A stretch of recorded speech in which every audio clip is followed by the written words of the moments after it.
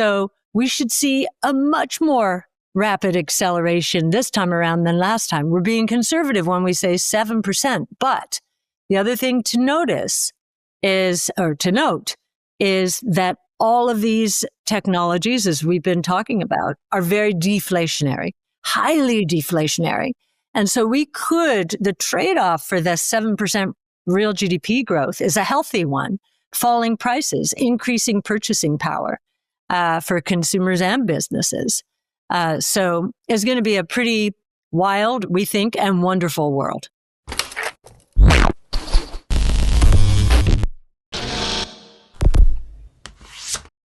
Hey guys, welcome to Everyday Finance. There's a possibility that a new age for cryptocurrency has just begun.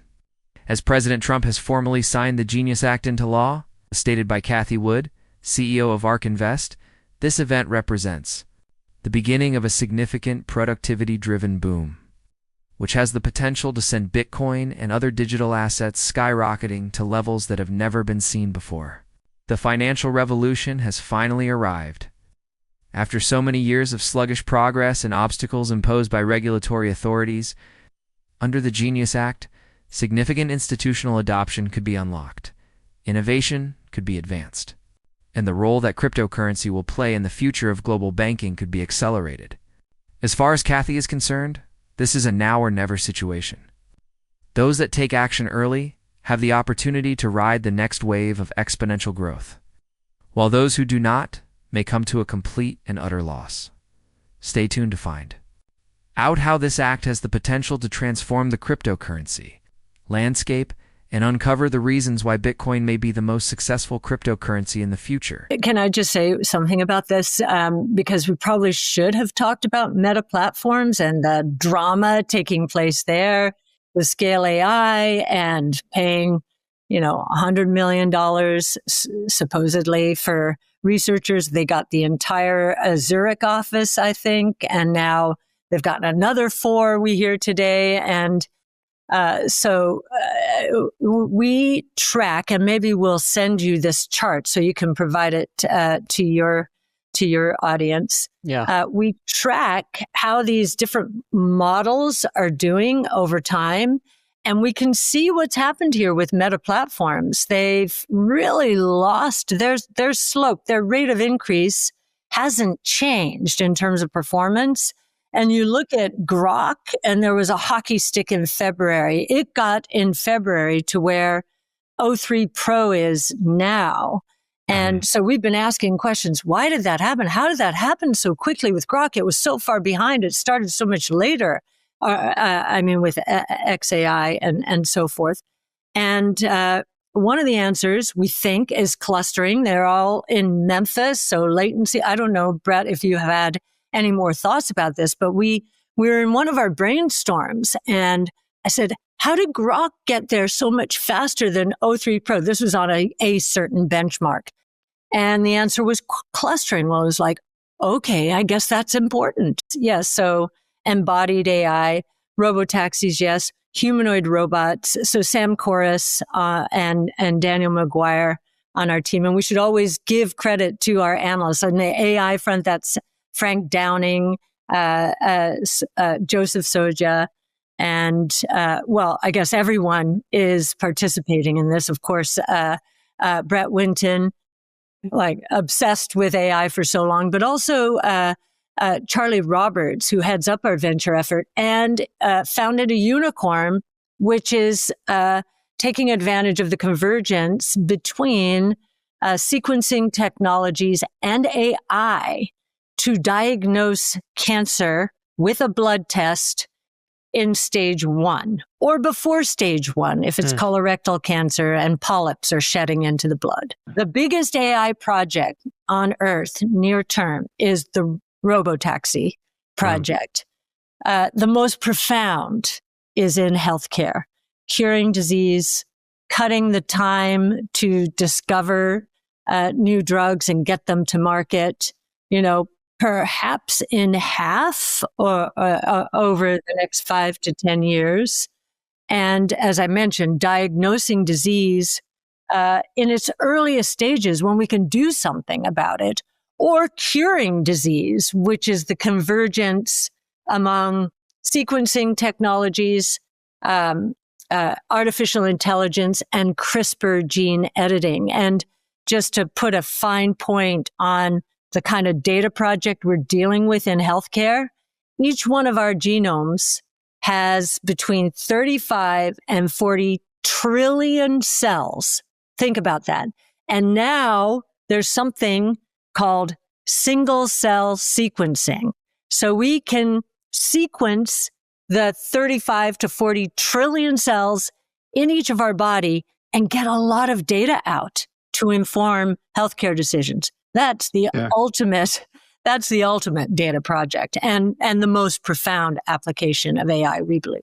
I remember Brett saying, as he was having children himself, mine had already passed this stage, he said, this is one of the most important things that can happen for my children, because teenagers, when you put them in a car for the first time, we end up with weapons of mass destruction of all kinds, right? I mean, if you think about how you first, even myself, I was very careful, but that was a problem. I was a menace to other drivers on the road. So, I think from as you say, it saves you time and you don't have to be a chauffeur, and that's great. But it's also going to save 40,000 lives in the United States, maybe 1.2 million lives globally, because more than 80% of the accidents and fatalities out there in the road are caused by human error. And we're just now getting to the point where both Waymo and Tesla, we think Tesla will get there first, but it's a race, will be able to show that their robo-taxis are safer than human drivers. Human drivers in the United States have an accident once every 700,000 miles. And both Waymo and Tesla are close to that point right now. We think they'll, certainly Tesla will cross over this fall. And maybe in a year or two will be, 2 to 3 to 4 times safer than human drivers. And then there's no doubt, there will be no doubt in regulators' mind what the right thing to do is. Bitcoin's price has surpassed $123,000. The Trump administration has now publicly expressed its support for cryptocurrency, which means that the floodgates for institutional investors are wide open. A tsunami of capital has been unleashed into an asset that has a fixed supply of just 21 million coins, which means that every new purchase drives the price higher. Spot Bitcoin ETFs have lured significant funds off the sidelines, which has resulted in the release of this surge of cash. According to Cathie Wood, who works with Ark Invest, this is just the beginning. In the year 2030, she has set a price target of $1.5 million per Bitcoin. And if the conditions are perfect, it has the potential to reach a maximum of $2.9 million. Institutions are beginning to come to their senses. Momentum is gaining momentum. As for Wood, he claims that the main boom has not even reached its beginning. I just want to add an exclamation point here to something that Brett just said. We believe that real GDP growth is going to accelerate in the years ahead. We think in the next 5 years to 7%. Now, if you're an economist, you think that's absolutely crazy. It hasn't happened in anyone's lifetime that we've seen that kind of secular acceleration. But and this is a study that Brett did, if you look at what happened around the turn of the last century, telephone, electricity, internal combustion engine, we went from roughly 0.5% per year of real GDP growth to 3% for the last 125 years. That's a 5-fold increase. So 3-ish%, this is a global real GDP growth number, to 7, that's, we have 5 innovation platforms evolving with AI turbocharging all of them: robotics, energy storage, AI, blockchain technology, and multi-omic sequencing. So we should see a much more rapid acceleration this time around than last time. We're being conservative when we say 7%. But the other thing to note is that all of these technologies, as we've been talking about, are very deflationary, highly deflationary. And so the trade-off for this 7% real GDP growth is a healthy one. Falling prices, increasing purchasing power for consumers and businesses. So it's going to be a pretty wild, we think, and wonderful world. What's interesting is Waymo started commercializing in 2018. Tesla went about it differently with FSD. And here we are now. They've launched, which is great.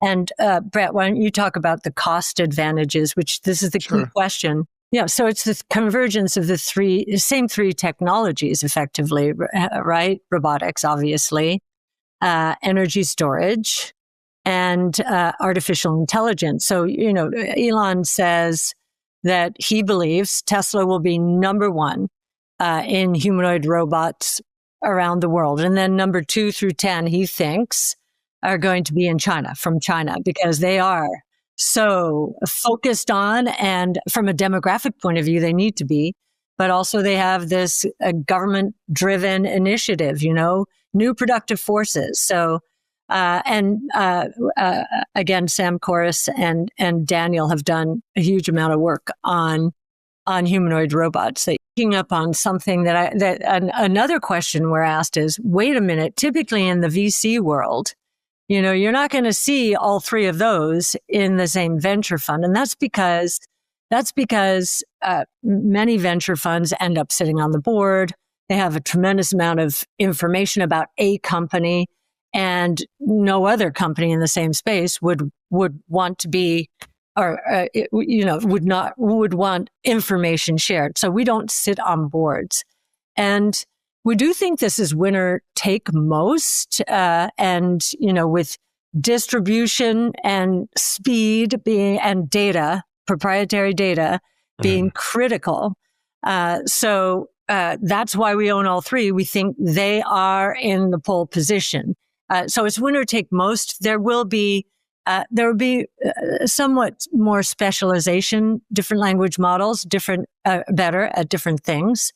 And Brett, I can see you're itching to say something here. Well, perfect. And we knew that. I just want to focus on those two right now, because we were fighting the Mag 6, for the last 4 years in terms of, we didn't think that they were necessarily going to be the big winners. And we learned a long time ago from Apple. We saw them in the autonomous, the robo-taxi field. Like, if you think about the ultimate mobile device, it's a robo-taxi. And so Apple should have been all over it. And they were trying, and they had one management team turnover after another. And we finally said, they don't know what they're doing on AI. And anyone using Siri, still, I can't believe it. I mean, there's no way I would use it. Had to know. They didn't know what they were doing. Same with Google. It was very interesting. They have the best AI researchers in the world. And so everyone said, sure, they're gonna kill it.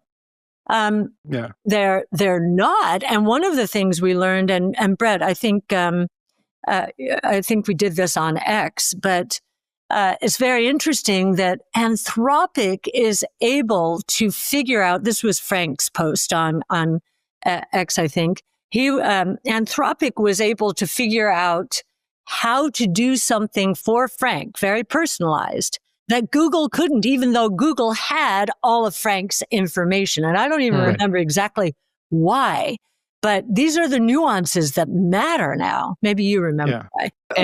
Or Ryan, a company like Tesla understands what embodied AI is in terms of robo-taxis and humanoid robots. So that's an existing company, but the strategic vision was so long-term that nobody understood really who or what this company was. And can I just say one other thing? Yeah. Since Brett mentioned Microsoft, now Microsoft did not get cut in half. That has been probably the biggest surprise to me over the years. That Satya has done a magnificent job.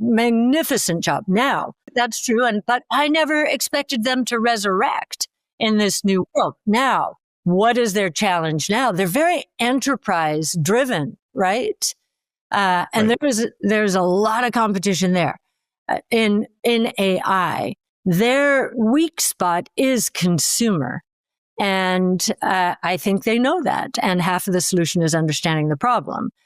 So we'll see what happens. Satya has been the real, in the mobile, of course, since I lived through that. It was Motorola, Ericsson, Nokia. They own the market. Of course, the smartphone opportunity was theirs. No. They were not defining the market correctly. That's where the big mistake was, not understanding the problem and therefore not even thinking about a solution. The cryptocurrency market has finally entered the mainstream after years of waiting. Stablecoins are digital assets that are pegged to the United States dollar and which are meant for price stability. It's the Genius Act, which has already been passed. Into law defines explicit standards for stablecoins. You may move money fast without having to convert it back into cash by using these coins, which are an essential component of the cryptocurrency ecosystem. Stablecoins are required to be fully backed one-to-one by dollars or other safe assets, as stipulated by the new law. This is done with the intention of legitimizing their use while simultaneously preserving the financial system. Nevertheless, not everyone is persuaded. It is possible, according to critics, that it will allow technology and cryptocurrency companies to behave like banks, but without the stringent rules that genuine banks are required to obey. What happens if one of these companies fails? Users are still not afforded any obvious protection right now. In spite of these reservations, the law was approved with solid support from both parties. The cryptocurrency market is no longer on the periphery as a result of this turning point. The industry is now firmly stepping into the core of the financial system, which is made possible by the legal certainty that has been established. Whether you like it or not, cryptocurrency has just become a reality.